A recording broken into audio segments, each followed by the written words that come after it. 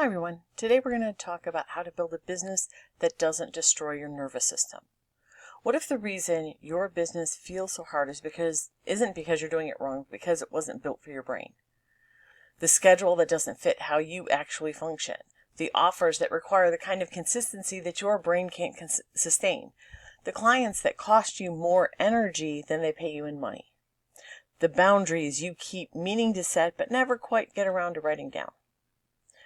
None of that is wrong, but it is a design problem for you, and those kinds of design problems do have design solutions. Hi, if you don't know me, my name is Shannon Schroeder. I am the F-Bomb coach, and I help ADHD women build sustainable systems for their businesses and their lives.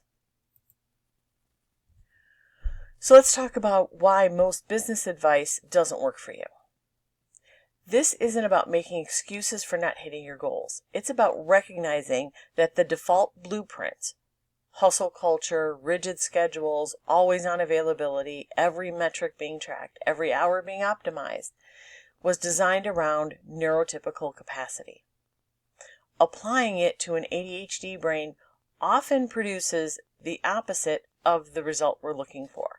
There's more pressure, more shame, more shutdown, and ultimately less output. The good news is that you don't have to follow the default blueprint. You're the business owner. That's why you're doing this. You get to write your own blueprint, and that's what we're going to talk about doing today. There are 4 pillars that we have for creating a nervous system friendly business. And we're going to walk through each of these. And we're not going to talk about doing a complete overhaul of everything because we don't want to do that. That is a very ADHD response to a lot of problems. Like blow it all up and start over. But it ultimately will end up with things being halfway done, but not really getting the change that we're looking for. So what do we want to look at? We want to look at your schedule, when you work, right? How much you work, yes, but when you work, when you choose to do things is the key there. Your offers, what you sell and how it's delivered. Your clients, who you work with and how you work with them, and your boundaries. You decide these in advance so that when you're under pressure, you're not making the wrong choices. We're going to look at each pillar so you can identify where the biggest friction is for you specifically so you can start there. And then you can make one intentional change to start shifting the way your business is working. So pillar 1, designing a schedule around your brain.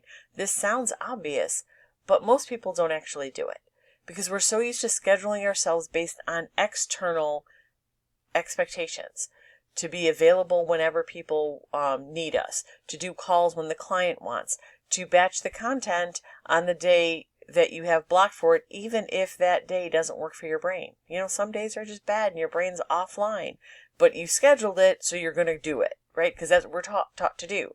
Just push through. A nervous system friendly schedule is built around how your capacity actually works, not an idealized version of your capacity. So for most ADHDers, that means protecting your highest functioning hours for your highest stakes work, and then you need to treat those hours like you would a meeting with a client. You're going to protect them so that you always have those hours to do what you need to do. A lot of times you're using those most expensive hours and you're giving them away for free for other people doing other things. So you need to start answering these questions. When is your executive function at its highest? When do you crash? How long can you actually sustain focused work before you need a break? And how many back-to-back interactions drains you versus energize you? Understanding this is going to help you understand what kind of system to build for yourself. And that leads us to the energy audit. The energy audit is an important tool because this is the minimum viable version, okay, for you to figure out where you have the best energy. A lot of times we convince ourselves that we're one thing or another. I'm a morning person, or I work best under pressure.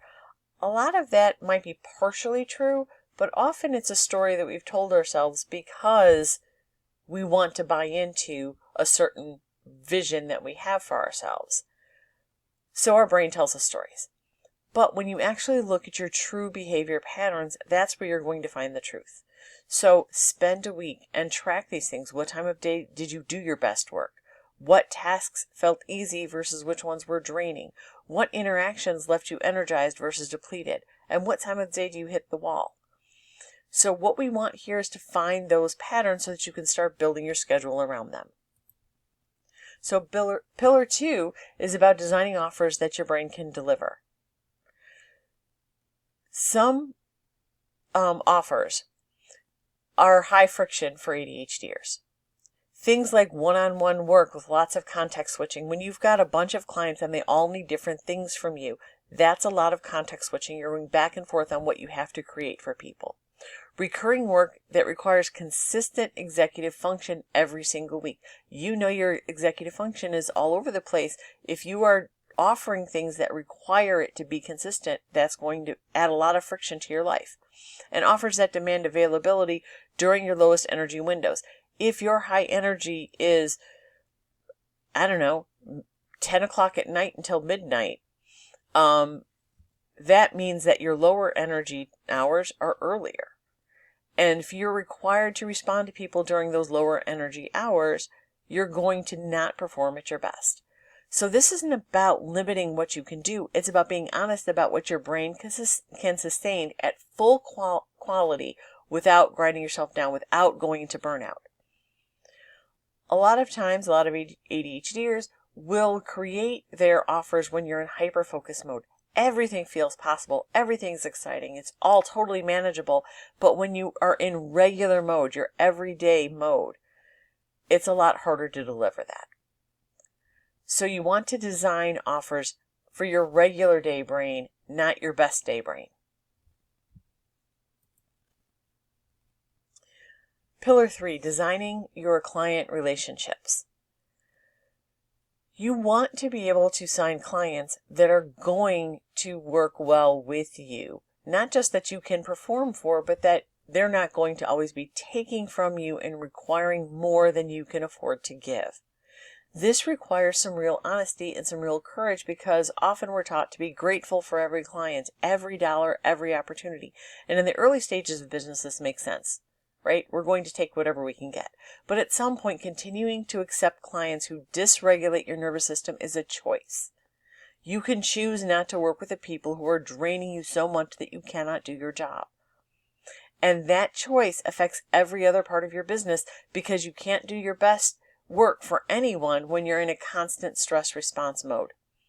Designing your client experience means getting clear on who you do your best work with, what communication style works best for you, what your boundaries are. Building those into your intake process before you're working with people is an important step. When your boundaries exist in a document, you create the document of what is acceptable, what is expected. This is the thing that changes, especially if you're someone who fawns. You're going to be that people pleaser and do whatever anybody asks for. If you have this in writing before someone asks for something that's out of line, you can just point to it and say, this is what our agreement is. We want those boundaries in writing. When you have a problem, then again, you're pointing to that document that both parties agreed to. And it gets rid of that emotional charge from that boundary conversation. Your system will be dysregulated. It makes it a little bit easier for you to not have to deal with it. You could just say, well, according to our document, according to our contract, according to our agreements, this is what we agreed on. So you don't have to say, this is a boundary, I don't want you to cross it. You're just saying, this is our agreement. So we want to make sure that we write our policies when we are regulated, because that helps us think straight. And then put them in a place where you easy access, so when you need to pull them out and say, this is what we agreed on, the document is carrying the weight of that, not your nervous system. Pillar 4, boundaries as business infrastructure. For ADHD and neurodivergent business people, real-time boundary setting is genuinely hard. When someone asks for more than you agreed to, your nervous system activates, right? If you're a people pleaser, you're going to say yes, even before you think it through. This is a stress response, and it's happening faster than your brain can pick up on. The solution isn't to get better at just saying no all the time. The solution is to make the decisions before the moment arrives. Boundaries that you make in advance, written down, communicated clearly as you are working with clients, that removes most of that real-time negotiation. So what are the kinds of things that you want to set up as these boundaries? Your working hours. When are you available? And what happens when it's outside of those hours? If you let people know, I only check my email at 9 a.m. and 3 p.m., they know if they email you at 10 o'clock, they're not going to hear from you until after 3. That's okay. What you will and won't do for the quoted price. When you have a scope for a price that you've given someone, you need to hold to that scope. How do you handle requests that fall outside the scope that you've agreed to? What does that mean? Are you just not going to handle it, or are you going to charge them more for it? That's something that you want to have laid out. And what do you do when a client relationship isn't working? How are you going to handle that? Have that figured out when you are regulated, because when you're dysregulated, it's harder to figure that out, and that's a lot of decisions that are going to make you more stressed. We want to talk about the nervous system audit quarterly. You want to sit down and answer some of these questions. This is how you make sure that your business is currently designed in a way that helps you. Because your capacity changes, life changes. So what works, 1 month may not work a little later. Okay? When you're building and scaling your business, you're going to have some systems in place, but that may change once you decide that you're in a good place and you're not trying to scale again. Maybe you started your business and then you had kids, or you moved to a new house or a new city. Maybe you have health issues. So you need to be able to look at how you are functioning. And we want to make sure that your business is really working well for your nervous system. So ask yourself, what part of my business consistently drains me more than it should? Which offers feel sustainable? Which ones feel like they're costing me? Which clients leave me energized and which deplete me? Where am I accommodating things that violate my own boundaries? And what would I change if I gave myself permission to go ahead and change it? This kind of quarterly check-in keeps you honest without having to do an overhaul of your entire business. Asking yourself, what would I change if I gave myself permission to? That is the most important one, because a lot of times you already know what the answer is. You just don't want to say it out loud.